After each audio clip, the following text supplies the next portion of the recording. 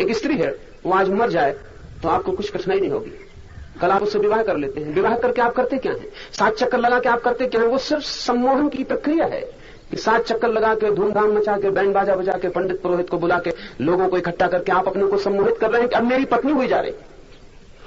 वो वही स्त्री है। कल मत ही आपको कोई दुख ना होता, आज मरेगी, आप छाती पीट कर रो रहे। बड़ा आश्चर्य, ये 7 चक्कर ने, ये मंत्र तंत्र ने, ये भीड़ भड़के ने, बैंड बाजे ने बड़ा चमत्कार किया है कि आप छाती पीट कर रो रहे, सिर्फ सम्मोहित किया है। इसलिए जो लोग सोचते हैं कि शादी विवाह में इतने क्रियाकांड की जरूरत नहीं है, उनको पता नहीं है। अगर ये क्रियाकांड नहीं होगा तो पत्नी पैदा ही नहीं हो सकती। ये क्रियाकांड अनिवार्य है, सम्मोहन का हिस्सा है। इसलिए जिन मुल्कों ने बुद्धिमानों की बातें मानकर, और बुद्धिमान कभी कभी बहुत बुद्धिहीनता की बातें कहते हैं, उनकी बातें मान के किससे क्या फायदा? 7 चक्कर लगाने से क्या मतलब? बैंड बाजे से क्या मतलब?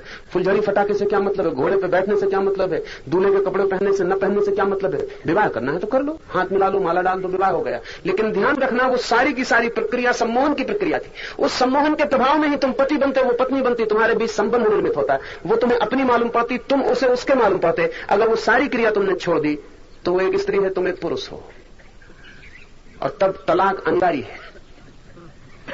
जिन जिन मुल्कों ने विवाह का क्रियाकांड छोड़ दिया, उन मुल्कों को तलाक का क्रियाकांड निर्मित करना पड़ा है। यह अनिवार्य है, क्योंकि हमें पता नहीं कि मन के काम करने के ढंग क्या है। मन के काम करने के ढंग है, और मन के काम करने के सब ढंग सम्मोहन के ढंग है। उस प्रक्रिया से गुजरेंगे तो मन सम्मोहित हो जाएगा। अब एक लड़के को गांव में आप दूल्हा बना के घोड़े पर बिठा के निकालते हैं, ऐसा जिंदगी में मौका उसे दोबारा फिर घोड़े पर बैठ के निकलने का आने वाला नहीं। पहली दफा वो अनुभव करता है मैं भी कुछ हूं, उसे हम दूल्हा राजा कहते हैं। एक क्षण को वो भी राजा हो जाता है, और ठीक राजा की शान से घूमता है। जिंदगी में ये शिखर उसको फिर कभी नहीं मिलेगा। इस अहंकार के क्षण में सम्मोहन बहुत आसान। ध्यान रखना, अहंकार शून्य आदमी हो तो सम्मोहित नहीं किया जा सकता। ये साधारण आदमी अचानक दूल्हा राजा हो गया है, इसका अहंकार मजबूत है, ये घोड़े पर सवार है, सारा घोड़े के नीचे है, ये घोड़े के ऊपर है। इसके अहंकार को एक शिखर उपलब्ध हो रहा है। इस शिखर के क्षण में जो भी घटना घटेगी, ये इस वक्त बहुत डेलिकेट है, बहुत नाजुक है, इसके भीतर कोई भी चीज प्रवेश कर जाएगी, सम्मोहन पकड़ जाएगा, फिर दोबारा इस ऊंचाई पर यह कभी नहीं होगा। और इसलिए जिस ऊंचाई पर जो सम्मोहन पैदा हुआ था, वो जिंदगी भर टिकेगा, वो अब छूट नहीं सकता पीछे, वो इसके अहंकार का हिस्सा हो गया। जिन्होंने ये सारी प्रक्रियाएं खोजी थी, वो मन की माया को समझते थे। और आज के जो तथाकथित बुद्धिमान आदमी हैं, उनको मन की माया का कुछ भी पता नहीं। वो निपट मूर्खतापूर्ण बातें लोगों को समझाते रहते हैं। यद्यपि वो तर्क देते हैं, लेकिन तर्क थोथे हैं, और तर्कों के पीछे मनुष्य के मन के विज्ञान का कोई बोध नहीं है। और जब वो बातें करते हैं तो ऐसा लगेगा कि बिल्कुल ठीक तो कह रहे हैं, क्या जरूरत है इतना खर्च करने की। हम समझाते हैं कि भाई क्या जरूरत है इतना खर्च करने की, लेकिन वो खर्च अगर न हो तो सम्मोहन पैदा नहीं होगा। इसलिए गरीब अपनी हैसियत से भी ज्यादा खर्च कर लेता है। वो हैसियत से ज्यादा खर्च करने का मौका दोबारा उसको नहीं आएगा। हैसियत से ज्यादा खर्च करके वो दिल को नाजुक कर लेता है और अहंकार से भर जाता है। उस क्षण उसके भीतर जो प्रवेश कर जाता है वो टिकेगा, वो उसकी माया का हिस्सा हो गया।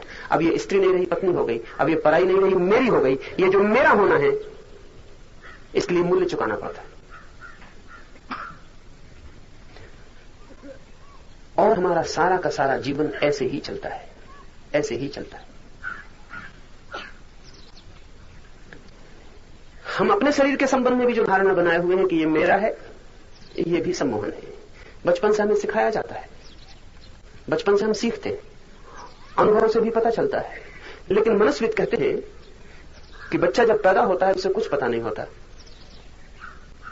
कि ये शरीर उसका है, उसे कुछ पता नहीं होता। उसे ये भी पता नहीं होता कौन उसकी मां है, कौन उसका पिता है, कुछ पता नहीं होता। ये सब सम्मोहन से वो सीखता है। मां उसके ज्यादा निकट होती है, दूध पिलाती है, उसकी फिक्र करती है, धीरे धीरे वो उसका चेहरा पहचानना शुरू कर देता है। चेहरा भी वो बाद में पहचानता है, स्तन ही पहले पहचानता है। इसी कारण पुरुष पूरे जीवन स्त्री के स्तन से मुक्त नहीं हो पाते। पूरे विद्वान हो, स्त्री के स्तन से मुक्त नहीं हो पाते, क्योंकि वो पहला सम्मोहन है दूसरे के शरीर का।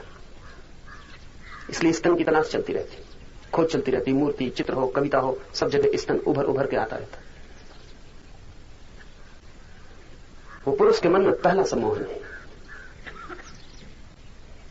गिरे बैठ जाता है। स्त्री शब्द का उच्चारण करते ही स्तन की छाया निर्मित हो जाती है। फिर वो चेहरे को बच्चा पहचानना शुरू करता है।